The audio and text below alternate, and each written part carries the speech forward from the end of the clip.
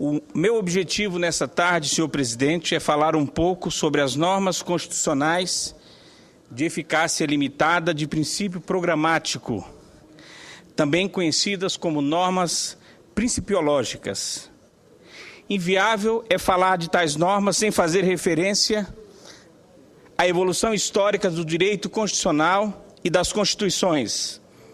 As concepções mais importantes sobre Constituição, entre elas a de Ferdinand Lassalle, o sentido sociológico, de Schmitt, o sentido político, e de Kelsey, o sentido jurídico da Constituição.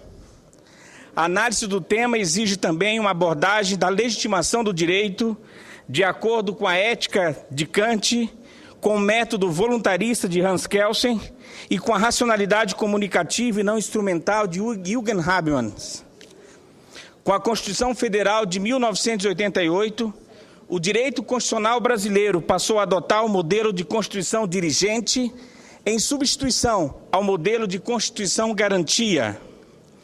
Com essa alteração, a Constituição assumiu como proposta não só a garantia dos direitos fundamentais contra o poder do Estado e sua natural tendência ao abuso, mas também a inserção de um bloco programático dirigente com a finalidade de fornecer à atividade estatal uma direção política vinculada e permanente. Houve, então, a institucionalização jurídico-constitucional dos critérios do justo comum e da política justa.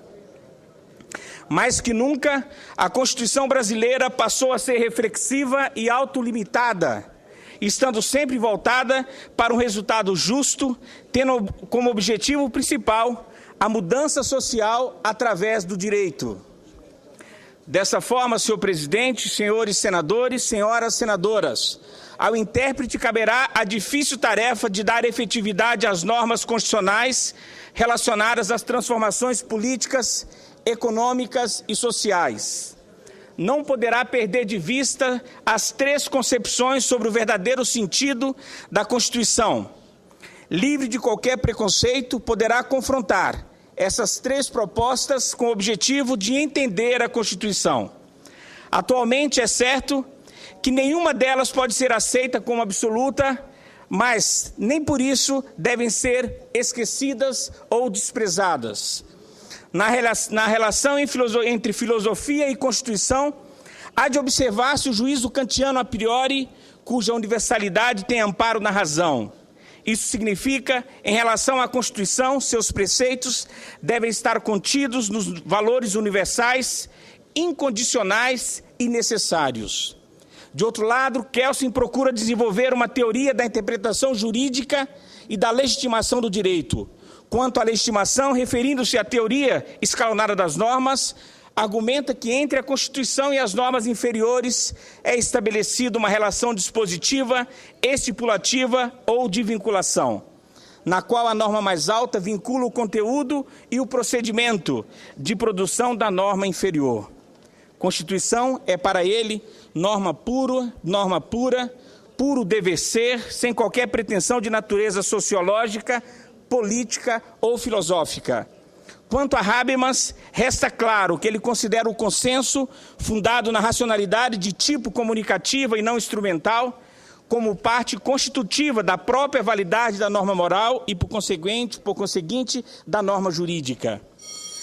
O próprio Habermas, mais recentemente, afirmou que os direitos fundamentais não devem ser nada além dos pressupostos básicos de formação e conformação do direito, com base em uma participação do processo legiferante.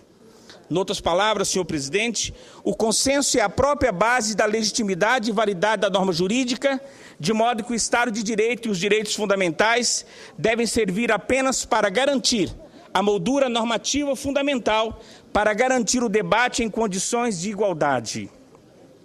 Todas as questões, além disso, devem ser fruto do próprio debate, sem que sejam tidas como simplesmente dadas. Nesse sentido, Habermas revela uma proposta antipaternalista, o que levou a criticar a atuação do Tribunal Constitucional Alemão e a defender que direitos fundamentais não devem ser hipostasiados.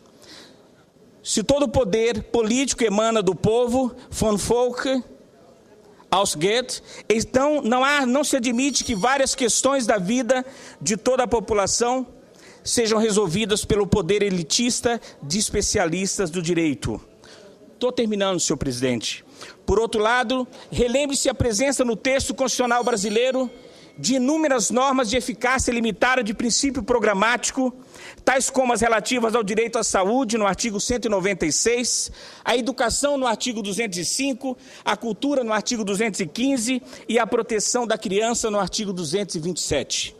A toda evidência, o Constituinte impõe, com tais normas, uma obrigação programática e principiológica a ser cumprida e seguida rigorosamente pelos órgãos do Estado, obrigando-os a cumprir os fins sociais que justificaram a sua criação e estruturação. Vê-se que ainda é comum o descumprimento dos programas e dos princípios referidos por meio do desvio de finalidade ou do desvio dos próprios recursos por parte dos gestores, administradores e representantes do Estado de maneira geral, Rexus, União, Estado, Distrito Federal e municípios. Com isso, em flagrante violação ao ordenamento jurídico, são na cultura e na proteção da criança.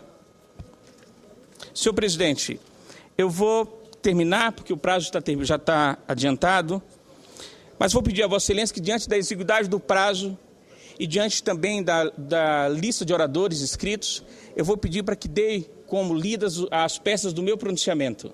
E termino já em seguida. Tudo certo, né? Tudo certo. Do dia?